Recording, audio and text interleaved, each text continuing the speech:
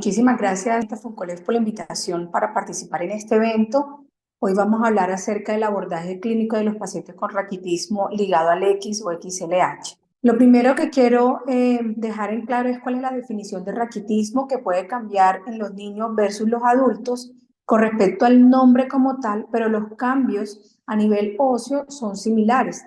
Básicamente hay una alteración en la diferenciación de los condrocitos, hay una demineralización defectuosa del tejido osteoide, alteración en la mineralización del cartílago y el crecimiento, que en niños se denomina raquitismo, pero en los adultos se denomina osteomalacia. Y básicamente esta diferencia se va a dar desde el momento en que se produce el cierre de los cartílagos de crecimiento. Para que se produzcan estos raquitismos, lo que hay es un desbalance entre la ingesta de los minerales y la eliminación de los mismos a nivel renal o a nivel gastrointestinal. Por eso pueden haber muchas causas de raquitismo, pero en los huesos y en el crecimiento se van a ver de forma muy similar. Para entender un poco la fisiopatología, quiero iniciar comentándoles sobre la importancia de la vitamina D, que es una hormona que empieza a producirse desde el metabolismo de la exposición ósea a nivel de la piel, pero que sufre además dos procesos independientes, uno a nivel del hígado y otro a nivel renal. Esto con el objetivo de producirse finalmente la 1,25 de hidroxivitamina D, la cual tiene varias funciones que son sumamente importantes. Por un lado, pues actúa a nivel del intestino para aumentar la absorción de calcio y fósforo. A nivel de los huesos, aumenta la reabsorción ósea para restaurar los niveles de calcio. Y además actúa sobre la FGF23, que es el factor de crecimiento fibroblástico, que más adelante vamos a mencionar la importancia del papel en todo el metabolismo fosfocálcico.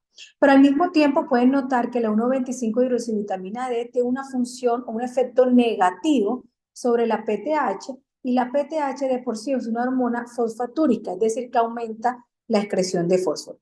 Yo sé que este tema del metabolismo fosfocálcico no es muy sencillo, pero traje este esquema que me parece como mucho más didáctico para poder entender cómo estas hormonas deben sincronizarse y actuar unísona para mantener unos niveles séricos de minerales a nivel del organismo. Entonces, la PTH está ubicada en la parte posterior de la tiroides y su función básicamente es actuar o se empieza a liberar en estados de hipocalcemia.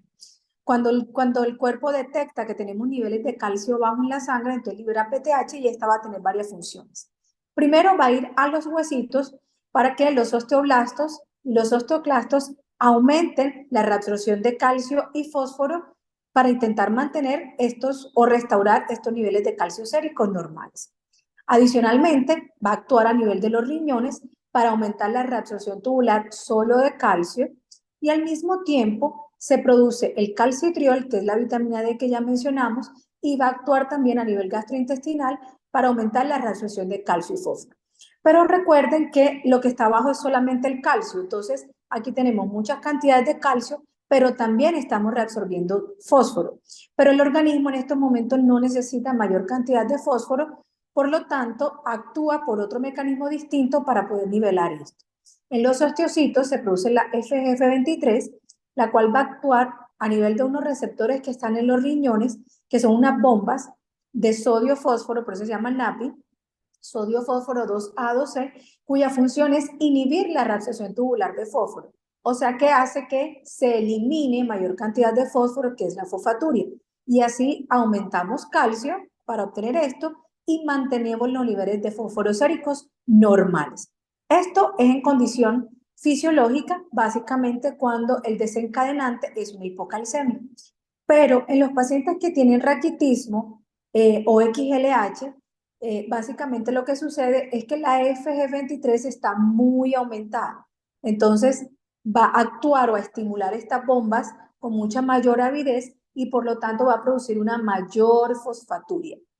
Tanto que por mucho que estos mecanismos funcionen de forma sincronizada, nunca va a ser equiparable la cantidad de fósforo que se elimina con la cantidad de fósforo que se necesita. Entonces, clínicamente vamos a tener pacientes con unos fósforos séricos muy disminuidos y ahí es donde van a venir básicamente el raquitismo, que es la alteración en la mineralización de los huesos, secundario a esta pérdida descontrolada y desequilibrada de fósforo por orina. Muchas enfermedades o algunas enfermedades pueden producir esto. Dentro de estas está la mutación del gen FEX, del cual vamos a hablar más adelante porque en esta charla es nuestro protagonista, pero es importante tener en cuenta que hay otras mutaciones adicionales que pueden producir unos aumentos en los niveles de F23 y también pueden producir fosfaturia. Esta es la importancia de tener siempre a la mano los estudios genéticos para poder tratar con mayor especificidad y poder establecer el pronóstico de nuestros pacientes. Entonces, el gen FEX básicamente es un gen que va ligado al X, lo cual quiere decir que se transmite por el cromosoma X que tienen tanto las mujeres como los hombres. Pero en este esquema, si la mamá es la que está afectada, es decir, que es la que tiene la enfermedad de raquitismo ligado al X o XLH, la mitad de sus hijos varones van a tener la enfermedad y la mitad de sus hijas mujeres van a tener la enfermedad. Si por el contrario el papá es el afectado, como tiene un solo X, todas sus mujeres, sus hijas mujeres van a tener la enfermedad y ninguno de sus hijos varones va a tener la enfermedad. Esto es muy importante tenerlo en cuenta, sobre todo para los diagnósticos diferenciales, porque nunca vamos a encontrar dos pacientes varones en la misma línea de consanguinidad y en generaciones consecutivas con XLH. Eso automáticamente descarta la enfermedad. Y otra circunstancia es que en el caso de que ambos padres, mamá y papá, estén afectados, pues todas las hijas mujeres van a tener la enfermedad y el 50% de los hijos varones van a tener la enfermedad. Para el tema de asesoría genética de estos pacientes, esto es muy importante porque una de las preguntas que más se hacen ellos como pacientes es, ¿y si yo tengo hijos o tengo hijas, qué probabilidades hay de que salgan con la misma enfermedad? Y a partir de estos esquemas podemos brindarle esa información. Ahora bien, ¿cómo hacemos el abordaje físico de un paciente que llega con deformidades, con alteraciones en los huesos, con alteración del crecimiento? Y yo quiero intentar definir cuál de todos los tipos de raquitismo tiene. En primer lugar, siempre es importante tener en cuenta los antecedentes personales, como todo en medicina, buscar causas de alteraciones en el peso, la talla, perímetro cefálico, si tiene antecedentes de prematuridad o no. Esto es muy importante, sobre todo para los raquitismos carenciales, y los pacientes prematuros que tienen baja exposición solar y que no reciben la suplementación ideal de vitamina D pueden tener raquitismo desde la infancia, pues desde los primeros años de vida. Importante averiguar sobre la lactancia y, como les decía, el suplemento de vitaminas, porque la vitamina D y el calcio, pues obviamente tienen un papel fundamental en todo el tema de crecimiento. Por otro lado, entonces, indagar sobre los antecedentes familiares, si hay otros familiares con baja talla, que también tengan deformidades, que hayan tenido fracturas recurrentes o aquellas que se denominan patológicas, que se producen por bajo impacto, y la proporción de exposición solar. Y el examen físico, esto lo debemos hacer en todos los pacientes que nos llegan, tanto por primera vez como de control, y es el tema de la antropometría, que es súper importante para poder diagnosticar las alteraciones del crecimiento o la baja talla. Y obviamente con esta información incluirlo o plotearlo en las curvas de crecimiento y desarrollo para tener las mediciones objetivas de una alteración del crecimiento. Importante preguntar sobre el neurodesarrollo y la craniosynostosis, a unas imágenes que les voy a mostrar ahorita más adelante, sobre todo porque hay que tener en cuenta que casi la mitad de los pacientes con raquitismo o con XLH tienen craniosynostosis. Indagar sobre la detención del crecimiento, las asimetrías en los segmentos corporales y la dentadura, que siempre tiene un papel fundamental en las alteraciones óseas. Al examen físico, pues estos son los hallazgos de raquitismo. Usualmente son pacientes que nacen con peso y talla normal, sin deformidades, pero más o menos alrededor de los 18 a 24 meses es que los padres empiezan a notar los primeros cambios.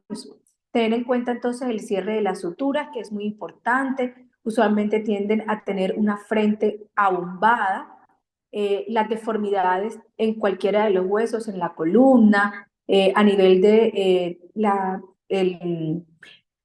columna, los miembros inferiores, las extremidades superiores, el engrosamiento de las muñecas, el engrosamiento a nivel de las rodillas, y a nivel lateral estos son hallazgos muy frecuentes, y es que se producen deformidades en el tórax que dan esta impresión de surco, que es el que se llama surco de Harrison, con un abdomen prominente y con una curvatura mayor a nivel de la columna.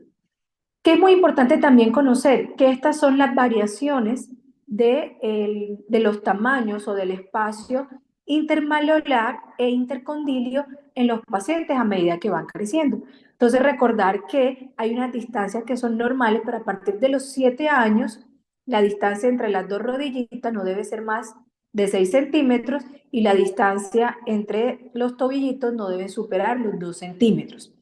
¿Para qué es importante? Para poder empezar a hacer la diferenciación entre las arcuaciones que son naturales de la etapa del crecimiento y aquellas que se van produciendo de forma patológica. Aquí vemos, por ejemplo, imágenes del rosario raquítico, que es muy llamativo, sobre todo en aquellos raquitismos muy severos, el engrosamiento o el ensanchamiento de las muñecas. Aquí podemos ver también cómo se producen las deformidades en cualquier estructura ósea. Entonces aquí vemos, por ejemplo, cómo compromete el húmero, cómo se produce este ensanchamiento a nivel de las muñecas, cómo se produce la separación o el geno valgo, que es la separación de los tobillos por encima de 2 centímetros. Y acá podemos ver cómo estas deformidades no necesariamente son simétricas. Este paciente, por ejemplo, tiene afectado ambos húmeros, pero este paciente, por ejemplo, tiene una extremidad más comprometida que la otra y esto también se puede presentar en cualquiera de los fenotipos del raquitismo ligado al X. Este es el cráneo Tabes, que es que se produce un hundimiento a la digitopresión, sobre todo en los pacientes más pequeñitos. Esto hace referencia al abombamiento característico de la frente, la craneosinostosis, que es el cierre prematuro de las fontanelas y que produce estas deformidades óseas, y los abscesos dentales o las pérdidas precoz de la dentadura que se pueden producir desde el inicio, más o menos antes de los 5 años, que es la edad normal en la que deberían caerse los dientes, hasta la etapa adulta. Con respecto a los hallazgos radiológicos, siempre me gusta mostrar esta imagen para poder hacer una diferenciación de cómo deberían ser las estructuras óseas en condiciones normales versus la patológica. Entonces aquí vemos que en este esquema, esta es la epífisis. Aquí en esta imagen en rojito es la placa de crecimiento y aquí tenemos la metáfisis, que es el hueso trabeculado, que es el que va a producir el hueso maduro. Pero en los pacientes con raquitismo vemos cómo se produce este ensanchamiento importante o este engrosamiento en la placa de crecimiento y va produciendo como un sacabocado o una imagen en forma de copa de champaña, que va mostrando este desflecamiento característico y estas alteraciones en la placa de crecimiento.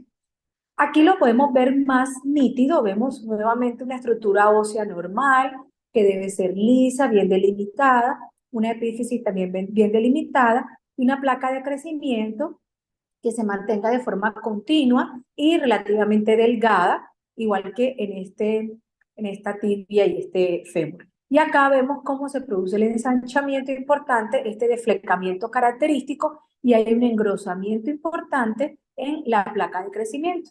Aquí vemos, por ejemplo, que también se producen estas imágenes como en sacabocados irregulares, tanto en el fémur como en la parte proximal, y en la tibia también se producen estas imágenes de sacabocado. También podemos ver las pseudofracturas que se producen en cualquier estructura ósea y obviamente las deformidades genu-valgu o genu-varu de acuerdo a las extremidades que estén comprometidas. ¿Qué le pedimos entonces? Entonces me llegó el paciente con una baja talla, con deformidades, con antecedentes familiares sugestivos. Nosotros en nefrología tenemos muchísimas posibilidades diagnósticas y esto es básicamente lo que le pedimos a los pacientes para poder hacer el diagnóstico diferencial. Entonces, a nivel de sangre, pues pedimos los electrolitos y los gases, básicamente para descartar enfermedades también muy raras que se llaman acidosis tubular renal.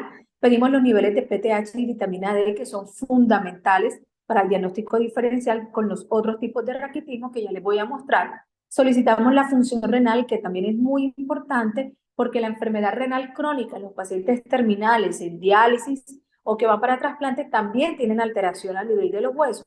Entonces esto es fundamental. Y la fosfatasa alcalina, que también nos ayuda a diferenciar con otra enfermedad que se llama hipofosfatasa. En orina, entonces hacemos obviamente un uroanálisis para detectar que que haya pérdida de proteínas o de glucosa o de aminoácidos, que nos ayudan básicamente a otro tipo de enfermedades también como las tubulopatías. Es muy importante pedir siempre creatinina en orina y fósforo en orina. ¿Para qué? Para poder calcular dos cosas muy importantes para nosotros, que es la reabsorción tubular de fósforo y la reabsorción tubular máxima de fósforo ajustada por tasa de filtrado glomerular. En esto quiero hacer un énfasis muy importante porque básicamente estos dos puntos son los que nos van a diferenciar, o mejor dicho, nos van a especificar que los niveles de fósforo bajos en sangre corresponden a valores elevados de fósforo en orina. Es decir, que nos indican la incapacidad que tiene el riñón de reabsorber fósforo y por tanto se elimina demasiada cantidad de fósforo por la orina, que es la característica del XLH, que es la fosfaturia, como le mostré en la parte de fisiopatología. Y además solicitamos calcio en orina y creatina en orina para determinar la presencia de hipercalciuria, que es muy importante en la evolución de estos pacientes. Obviamente, estas fórmulas nosotros como nefrólogos las utilizamos de rutina, preferimos esta, que es la que va ajustada a la tasa de filtrado glomerular, pero siempre recomendamos descargar esta aplicación NefroPetCal, porque allí podemos colocar los valores, porque esta es la fórmula, como ven no es nada sencilla, pero sí podemos en esta aplicación colocar los datos y nos dan los valores normales. Entonces, es sumamente sencilla, es gratuita y nos indica qué debemos pedir al paciente. Y en el tema de imágenes, pues obviamente hacemos una radiografía de cráneo de frente o de perfil para mirar la craniosinostoses o la alteración de la osificación de los huesos. Podemos solicitar la radiografía de huesos largos y de manos, sobre todo para poder clasificar el score de cronicidad de raquitismo, y también solicitamos la ecografía de vías urinarias para detectar la presencia de nefrocalcinosis, la cual no debería presentarse al inicio de la enfermedad, sino que es más usual que lo notemos cuando el paciente lleva mucho tiempo de tratamiento con sales de fósforo. Y allí podemos notarlo en la evolución de la enfermedad. Esta tabla me gusta mucho mostrar porque los valores normales de calcio, fósforo y fosfatasa alcalina en particular varían mucho en el tiempo de acuerdo a la edad de los pacientes. Y esto es fundamental porque los laboratorios casi siempre nos reportan unos valores estándares de adultos. Por ejemplo, dicen, usualmente reportan fósforo de 2.5 a 4.5, que es lo normal para adultos. Pero si mi paciente, por ejemplo, tiene 4 años, un valor de 2.5 o de 3 aparentemente normal, podemos notar que está muy por debajo de lo normal para la edad. Entonces, estas tablas claramente las tenemos que tener a la mano porque no nos podemos guiar por estos valores de referencia, porque si no, nunca vamos a diagnosticar la hipofosfatemia ni las alteraciones de calcio ni fosfatasa alcalina, que son fundamentales.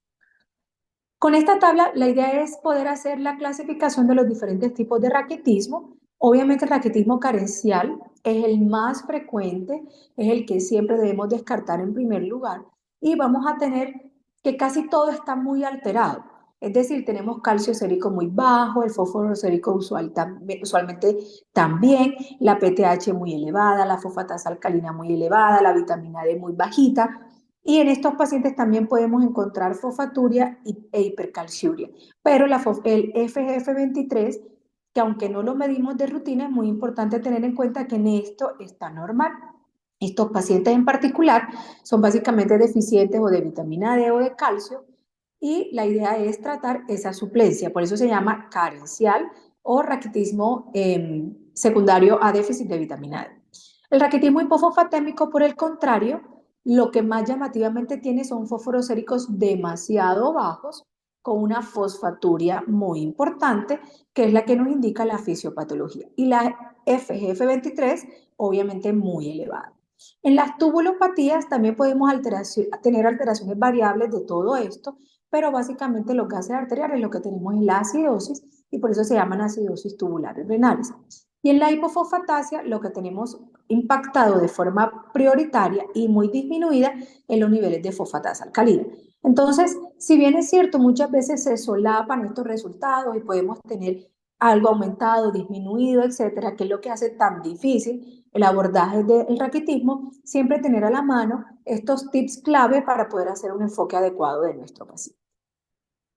Ahora, finalizando con el tratamiento, pues básicamente como lo que nosotros tenemos es una pérdida exagerada por orina de fósforo, pues tenemos dos opciones de tratamiento. En primer lugar, aumentar el aporte de fósforo con el objetivo de intentar equilibrar la balanza entre la ingesta y las pérdidas, y para eso utilizamos sales de fósforo en dosis muy importantes, 20-80 miligramos por kilo día, que se debe administrar cada 3 a cada 6 horas. En Colombia contamos con unas preparaciones magistrales que tenemos que formular de forma explícita en las cantidades de las diferentes sales de fósforo. También utilizamos calcitriol, que como vimos anteriormente, es la 1,25 hidroxivitamina D, y lo que hace es favorecer la absorción intestinal de calcio y fósforo para que este fósforo que estamos administrando se pueda absorber con mucha mayor efectividad. Y además utilizamos el calcidiol. ¿Cuál es el objetivo de este tratamiento? Pues mejorar las deformidades, mejorar la velocidad de crecimiento, disminuir dolor, favorecer el tema de salud dental. Y en los paraclínicos lo primero que vamos a notar es disminución de la fosfatasa alcalina, la disminución de la FGF23 cuando la tengamos disponible, y obviamente la normalización de los niveles de fósforo sérico. Aunque muchas veces, por mucha cantidad de fósforo que demos, no logramos mantener niveles de fósforo sérico normales. Entonces, por eso tenemos que pensar en una segunda línea de tratamiento, que en este caso, pues, es la utilización del burosumab, que es una terapia génica, es un anticuerpo monoclonal. ¿Qué quiere decir monoclonal? Que se une única y específicamente a la FGF23 a nivel de los huesos. ¿Y qué hace esto? Al bloquear esta FGF23, obviamente va a estimular la bomba de sodio-fósforo 2A2C que ya les había mostrado para disminuir la excreción de fósforo. Pero adicionalmente aumenta la 1-alfa hidroxilasa para aumentar la absorción de fósforo a nivel gastrointestinal, y con esto se normalizan los niveles de fósforo sérico y mejora la mineralización. La dosis es de 0,8 miligramos por kilo cada 2 semanas, se coloca a nivel subcutáneo, se va incrementando de forma progresiva hasta alcanzar los niveles o las metas terapéuticas, que es la normalización de fósforo, la normalización de la fosfatasa alcalina y la normalización de la mineralización esquelética, hasta que lleguemos a la etapa adulta, donde ya la damos una sola vez al mes. Es muy importante tener en cuenta que el efecto con estos medicamentos no es sostenido en el tiempo, sino que depende de la administración consecutiva del tratamiento. Una vez se suspende el medicamento, los niveles de fósforo sérico vuelven a sus niveles normales, porque recordemos que esta es una enfermedad genética que tiene un tratamiento específico, pero que nunca se va a curar del todo. Por lo tanto, es importante tener en cuenta las complicaciones a largo plazo de esta enfermedad, incluso en los adultos, una vez termine la fase de crecimiento, porque se afectan otros órganos. Y esto es importante porque muchas veces pensamos que una vez los pacientes dejan de crecer, se disminuyen las deformidades, el paciente quedó con baja talla, pero ya no necesita más. Pero realmente no sucede así en la práctica, porque siguen teniendo alteraciones dentales, siguen teniendo alteraciones, fracturas recurrentes, alteraciones en las articulaciones, entesopatías, artrosis. Entonces, no es una enfermedad que se cure solamente con el tema de crecimiento. Por lo tanto, es muy importante que todos trabajemos en equipo para la detección de esta enfermedad, tanto del diagnóstico como de las complicaciones a mediano y largo plazo. Son seguimientos, son pacientes que deben seguirse siempre. Y además tener en cuenta que pueden debutar en cualquier especialidad. Pueden empezar por el otorrino, porque producen además hipoacusia neurosensorial. Tener en cuenta que los oídos tienen unos huesitos muy importantes que, al ser estructuras óseas, también se ven afectados. Obviamente pueden llegar por el ortopedista, por las deformidades y la fractura. Estos son casi siempre obligados, porque desde la infancia temprana lo que más se nota son las deformidades. Pueden llegar por el neurocirujano por craneosinostosis, cirilomielia, malformaciones de Arno Chiari. Al endocrinólogo pueden llegar por la baja talla, por hiperparatiroidismo u obesidad.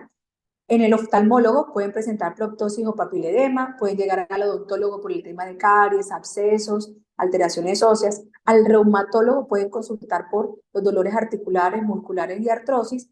Y obviamente al nefrólogo, quienes somos los que participamos en el tema del diagnóstico, pero realmente todos podemos diagnosticar esta enfermedad. Y obviamente, muy importante, todos van a pasar inicialmente por pediatría, por medicina general o por medicina interna. Así que, a pesar de que es una enfermedad rara, es una enfermedad que hay que pensar y que hay que buscar. Espero haber sido clara en todo el tema de fisiopatología de esta enfermedad. Es una enfermedad rara pero no invisible. Busquémosla, pensémosla, porque esto le cambia o le impacta la calidad de vida tanto a los pacientes como a los familiares. Quedo atenta a las preguntas y muchísimas gracias por su atención.